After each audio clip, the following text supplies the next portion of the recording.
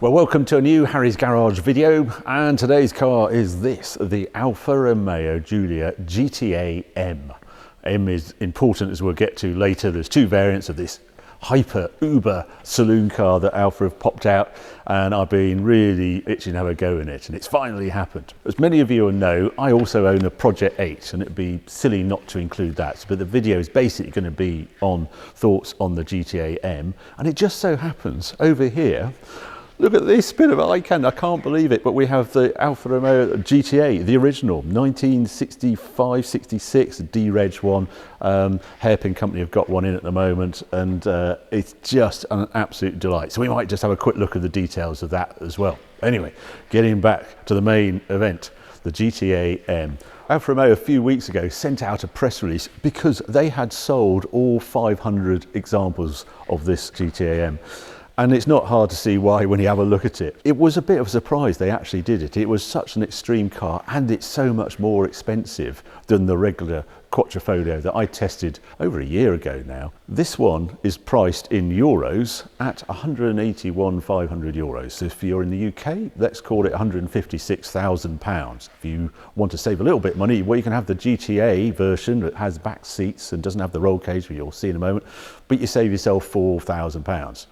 You could actually option the crazy carbon rear spoiler and the splitter on the front to your GTA, but then you're actually going to pay more for that car than a standard GTAm. So this is the main one, this is the hot one, and that's the one I really wanted to get in. Now obviously the key thing with the GTA version of the Quattrofolio was to save weight, and they've used a huge amount of carbon fibre to make a dramatic weight saving. It initially was declared at 100 kilo saving over a standard Quattrofolio. It was slightly revised because then they changed the spec of the standard car, and that went up in weight, and it's all a bit confusing. But I've dug down into this. They now declare a weight of STDA weight, which is ready to go, of 1580 kilos on this car. I actually weighed a standard Quattrofolio when I had it into test. It came out at 1662 kilos. Autocar weighed one at 1700 kilos. So it is around the 100 kilos saving over that car. But what you don't realise is if you get a standard GTA, and we'll have a look, this one's got a roll cage and no rear seats, standard GTA is 40 kilos heavier, so about a 50-60 kilo saving. Whatever, 1580 kilos is getting down on weight. I actually weighed my Project 8, and that came out at 1742 kilos. So between the two, there's a 166 kilo difference. But when we get on the road, you'll see that it's much more than that, because that's got a 5-litre supercharged V8 and 4-wheel drive, and this has got obviously the V6, 2.9 litre and 2-wheel drive. But I do love the design on it. This is all new for GTA. This is all carbon fibre, this nose, and also carbon fibre wings and carbon fibre bonnet. And then down here you have an adjustable splitter, just like on the P8, which you can actually pull out if you wanted for full downforce mode. This is sort of in road mode, because they are a bit of a pain if you do pull them all the way out. Come round the side, there is a new design of 20-inch wheel, carbon CCM brakes as standard, and also Cup 2 tyres rather than the Pirelli P Corsa tyres. And then just lovely details on it. Obviously you get the Quattrofolio badge there, and the Auto Delta saying this is the race department that has produced this car, and this lovely Italian-esque flash of colour on here that I first saw with Pagani doing it on their Pagani Zondas and Cinquas and things.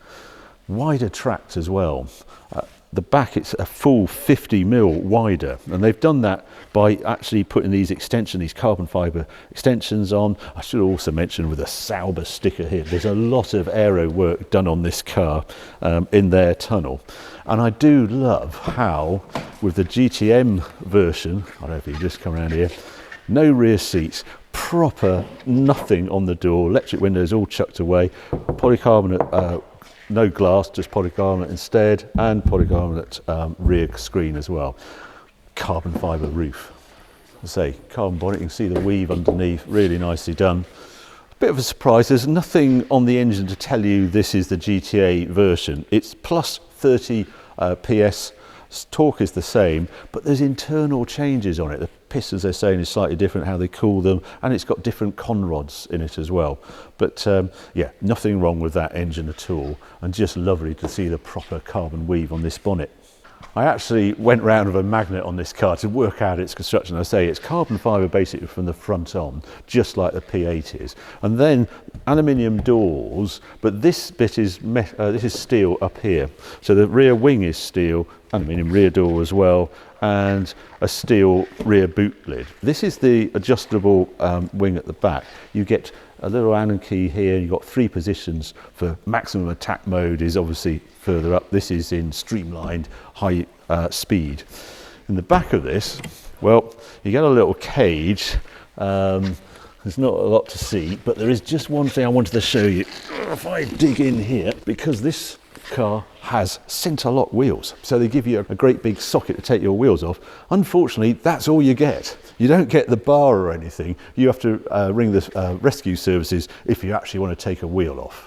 Now, massive difference at the rear here, because you get this acropovic exhaust, twin outlet in the centre, and this carbon rear diffuser, pretty dramatic on this Alfa, and it's a good sound, and it's valved, and there's nothing cooler. And I love the way the badges are in black as well. GTAm. Just contrast. Just look at how dainty that little GTA from 1965-66 looks. Very different, no aero going on. This one is all about lightness. How can we make it as light as possible? And all aluminium, and it's lovely to see. You can always tell a real GTA. If you look down here, it's all riveted. So you just down there, the aluminium onto the structure of the car. Unique features, and I can see that also in the little wheel arch here as well. Another lovely detail is that door handle. How lovely is that? How lightweight have they made it? Aluminium door, just a riot. Actually, if you want to just go around the other side, I have to show you the engine on this as well. Naturally, open trumpets, twin spark head as well, so 8 spark plugs even though it's a 4-cylinder. Just terrific. Anyway, back to the GTA. So there's no mistaking the GTAm when you see it on the road. Just like with the Project 8, there's no mistaking a Project 8. Just the aggressiveness of the width of the wing here, this extender. This is actually done in body rather than having a bolt on. And then this sort of cutout area here. It's even bigger tyres on the P8. I think these are 305 35s and these are 285 size. So yeah. I'm surprised that it doesn't actually have a little bit more meat at the back, because remember, this is 2-wheel drive and this being 4-wheel drive. What both these cars are all about is the driving. Let's go and take them outside now. Yeah, first thing you notice, they're proper seats in here, bucket seats. The only adjustment is actually with spanners if you want to go up or down or do the rake. Yeah, you can go backwards and forwards, you can do that bit, but everything else, you need an Allen key. So yeah, aggressive buckets, and you get in this car with the harnesses being a GTAm, you still get a conventional belt. Inside, let's just start it up. This feels pretty special in here, I think. I love the way they've used this Alcantara, and I've got a GTAm on the dash there, and series limiter. This is car number 320 of the 500 they build. And then, yeah, leather wheel on here, obviously stop start on there, and the DNA switch down here, which I'll go into detail once we get up and going. Conventional gear change, automatic 8-speed gearbox on this, which might sound a surprise. Not a nice touch. I love the way you've got wireless charging for your phone in here. And oh, you can put the key in there to be charged up as well. The key sits in a little thing there. Oh, I could put it in there if it needs a charge. That's a nice touch. And the usual connectivity on there. And then in the back, just that cage in this car, and then the sort of bits to put your crash helmets in. Very definitely track. I'm sitting low in the car. I have to say, my dear wife got the other side and said, well, forget about that, because it is sitting so low. There's only one more height to go up. But if you're a passenger, you're pretty compromised if you're used to sort of conventional car. And off you go. It sets off in N of the DNAs, that's its normal sort of mode. Or you can put it into dynamic and you get the exhaust. Rather annoyingly, I've just picked up a stone and the brakes. So if you hear that, that's what's going on there. Yeah, and a 330 kilometre per hour speedo in here, being left-hand drive, 20 mile an hour. I can see digitally at revs. Right, I'm heading out of here and getting on some better roads, so you'll be joining me later. Right, I'm going to select dynamic on the selector down here. You've got this choice.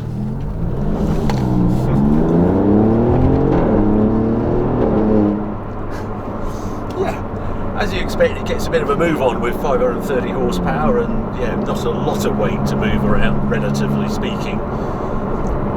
The big surprise, I suppose, when you initially get in it is just the sharpness of the steering. I didn't get on with the Quattrofolio because there seemed to be a slight disconnection of what the road was doing, what was underneath. The steering on this is still very much electric, especially when you're stationary. It's bizarre. It's really like in a city mode that you really don't need. It doesn't bode well for what comes next. And the best feature on it is you can actually adjust the damping. So just like on Ferrari with their bumpy road mode, you get away. I can press the damper symbol and get soft damper active. And that, if you're going to use this car quite a lot, there's a great big thick B-pillar, I can't see a thing around there. If you're going to do miles in this car, well, that's a really good thing. You can tell it's still, still a relatively firm ride, but when we get in the P8, that is dramatically harder. So yeah, that's good, and quick steering on this as well. Not many turns are lock to lock, which is what Ferrari love, and Alfa, and I'm sure this car has visited Maranello during its development time. All sorts of things to play with the dash and get the readouts. I've got these temperature gauges now, which is oil, boost pressure and torque. I don't know why I need to know torque, I can sort of guess the way I'm going up the road. But yeah, one disappointment is the DNA. You can't actually adjust the parameters you get with the DNA switch. You can't adjust to an individual setting like an M setting you can with an M5 or an M3. So I'm going to squirt up the hill here. I'm doing 29 miles an hour. I'm in auto mode, just drive, and here we go. Oh, a bit of wheel spin out of the way, and away we go, and we've got a bit illegal already. It's quick, this car. It's the closest car I've been into an automatic gearbox to a regular dual clutch transmission, which is good. In auto mode, it's very easy just to forget that you've got manual control should you want it. So yeah, at the moment, it's the usability that's shining through. And also there's just this hint that it's actually pretty special under the skin by the bucket seats and just the general environment and a non-standard sort of sound coming from the exhaust.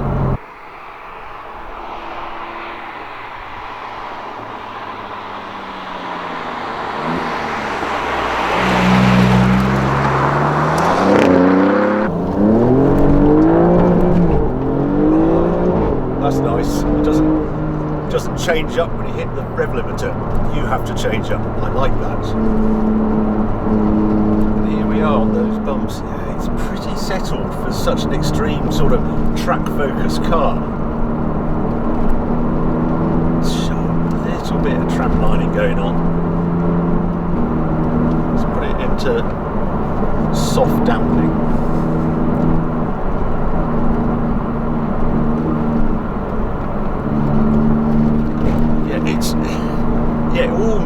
It's too soft on a road like this. That is good though. I like having the choice, but it does feel cambers and things. There's a little bit of bump steer going on here. Right, this is my Eau Rouge, as I term it. I'm just going to go over this compression, just see how it copes with that. I'm in dynamic mode. Yeah, cope with that well. Good control. I'm feeling the rear drive at this point. Wow, it's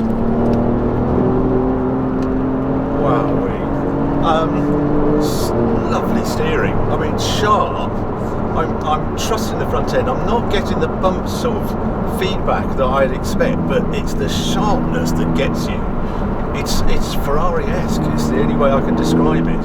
It does feel very dynamic. the damper setting is perfect.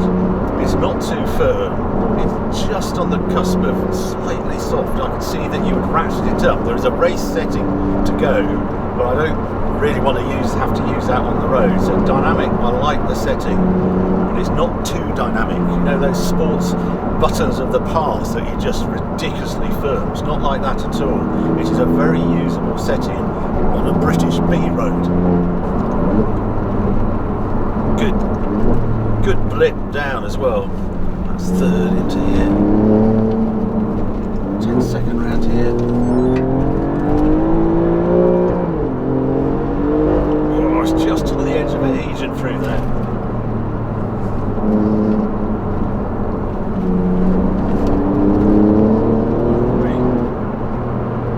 Quick car, right.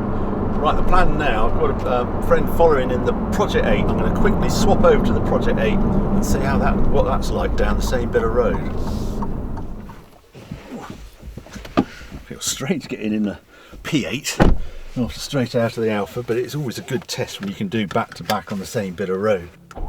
First thing you notice I'm sort of missing the Alcantara and stuff. There's slightly dominant look of sort of plastic that might be leather, I'm not sure. I think it's probably plastic. There's leather on the dash and things, bit of stitch. Quite the ambience of the Alfa, unfortunately. And there's a tractor just gone past, and that means we won't be able to do anything. That's really annoying. Yeah, Alcantara wheel on this one, bigger airbag, switchgear. I've got the dial sort of in red, more conventional. On here I have got dynamic mode. The one thing I do like on this is I can actually adjust my settings. So I have, just in here I have track, dynamic, comfort I think they term it, but the great thing is if I put it into track I can then adjust engine, gear shift, steering, suspension, and I really like that. That's something you can't do in the Alfa, which I find a bit odd. Let's go and see how they compare.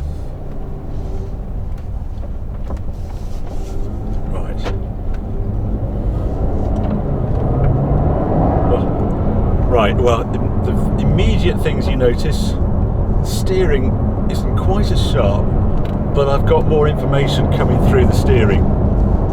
I can just feel the road surface, just a better feel. Brakes are sharper on it. Yeah, the gear change, I wish I had the paddles of the Alfa. But yeah, I can.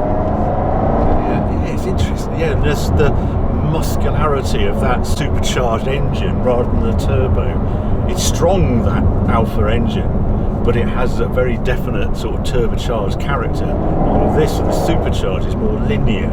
It feels more like a normally aspirated engine, which is what it's trying to mimic. The reason you do supercharged over turbocharged. Over these bumps. Oh. Yeah, much firmer damping in the P8.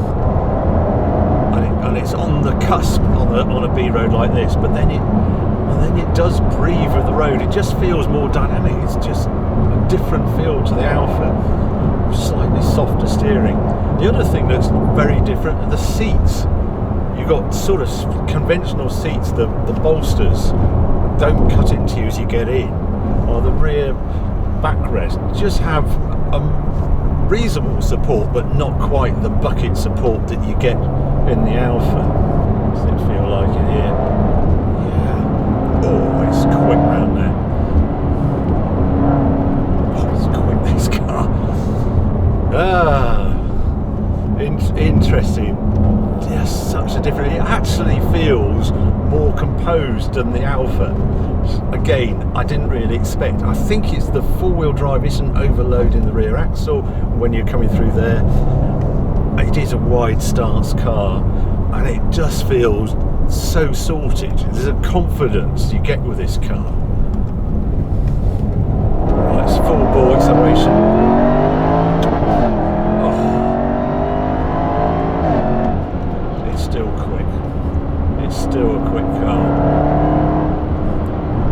Quite like its aggressive nature, I have to say. Alfa is right tucked up the back of the P8 at the moment.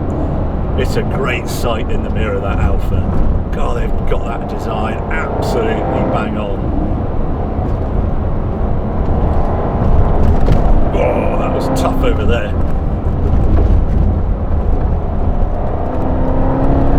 Yeah, they are a couple of real bruisers, these two cars.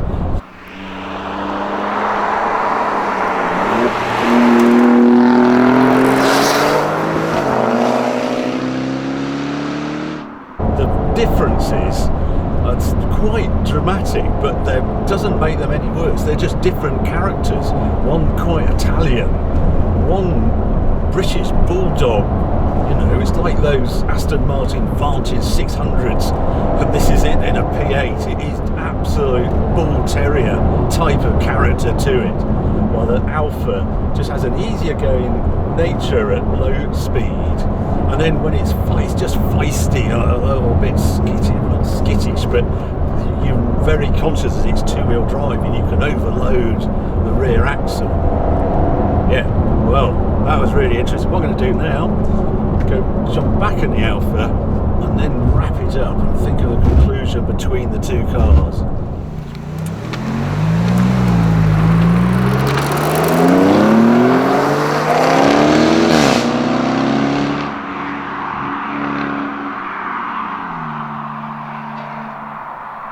Right, back in the Alfa, same bit of road, dynamic. Here we go.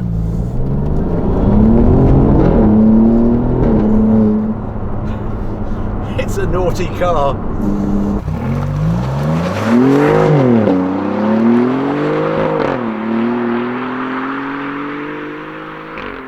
I'm going to run through the likes and dislikes on the two cars. I suppose if I start with the dislikes, I have to mention that the exhaust does have a resonance just at cruise speeds, particularly sort of 60, 70 when you're in dynamic. They've tried really hard, I think, to get the sound right in this car, because this has obviously gas particulate filters on it, when the P8 actually does not have gas particulate filters, and it's a bit more vocal and freer on the exhaust, purely on legislation. You know, I'm going to put it back into dynamic again, because I don't like it. Does actually, this is a testing bit of road, so I use it. It feels a little too loose in normal, so dynamic is good for this bit of road. Another dislike really is the steering. It does feel very much an electric rack on here, so that's, you know, all the characteristics you don't really want. So the super light at parking speeds, and then not a lot of feel coming through the rim when you really would quite like to know a bit more about the road surface. But it's disguised because it's quick rack, and you've got great turn in the front, so the steering is okay into the corner. You can clearly hit apex things, but it's just lacking that little bit of feedback you expect in a car like this. Going through some of the likes, I just love that it exists, and I love that it's Alfa Romeo. And there is a magic, the sense of style and the history of racing comes through. I think it's absolutely terrific and brave of them to do this car. Unlimited run, yes, 500 cars. It does seem quite a lot, but who am I to say if they've sold them all? Well done, Alfa, £155,000. Another thing I love, right-hand drive available, so left and right-hand drive, which is really good on a car like this. It opens up the markets and you can get to enjoy the car. The accessibility of the performance, it's actually quite low geared in the lower ratios. And that is such a good gear change for an automatic gearbox. That's fantastic, and it's so snappy. You don't need the dual clutch transmission in this car, but yet it's got the usability of the torque converter, so they've done a really good job on that. It's definitely better gearbox than the P8, but then there's 4 years between these two cars. But it's just a feeling that this could spit you off if you're not being careful, while the P8 has bucket loads of composure. It'd be an easier car to get a quick lap time out of the P8 than out of this. I think one of the tricky bits of this Alfa is there's something called a Porsche GT3 that is probably a better track, well, it is a better track car. but it doesn't really matter, I think, in where the P8 and the Alfa come together. They're just a different way of doing it.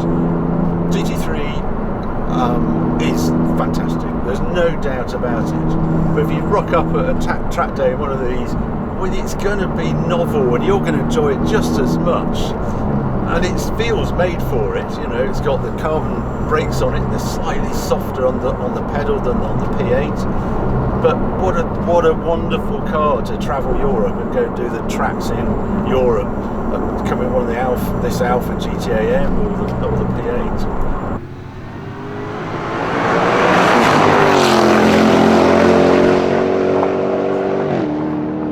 Love having these two cars together. Trying to pick a winner are just impossible. I like the P8 for its composure, its usability, the seats are more user-friendly. The GTA version, incidentally, of the Alfa has the same seats as this. These have the same bucket seats with only Allen key adjustment for height and rake. So that it is a pretty extreme car, but it goes with the nature of this car. It's what you'd expect it to be. I do love that gearbox around here. I suppose it's just a bit. Oh, you would have such a ball in this car. So different, the character between the Alfa and the Jaguar. Jaguar is just a thug from start to finish. It hasn't been to finishing school, it's loads of horsepower and it just flies down the road.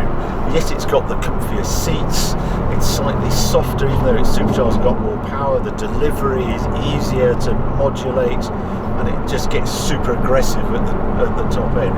It's sort of more vocal. This is quite vocal, the Alfa, but it's sort of forced noise, while the Jaguar just has no real tune. It's just a bah, and it flies down the road. It's quite characterful. Choosing between the two, just impossible. Both 5-star cars, both offer something slightly different. It depends on your needs. If you're going to do more track, I have a suspicion that Jaguar might be more fun in more conditions. The Alfa, you want a dry day to really enjoy it, but you've got to be really on your mettle if you want to give GTAs a run for the money. In the P8, anyone can, 4-wheel drive, more horsepower, it can surprise a lot of people.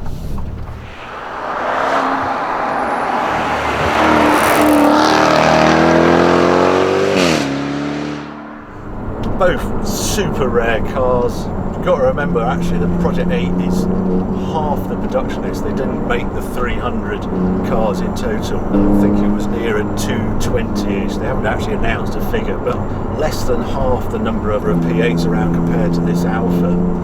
Which one to choose, GTA or GTM? With the price so close, I think I actually would have had the 2-seater version. I've only used the rear seats in the P8 a handful of times, and it's that much lighter, 40 kilos lighter than the regular GTA. So yeah, hats off to Alfa for producing it. Well done to everyone who's ordered one of these. You've got a very special car coming. I've enjoyed driving it. I hope you've enjoyed this review. If you have, well, keep watching, keep subscribing. More videos coming along very soon.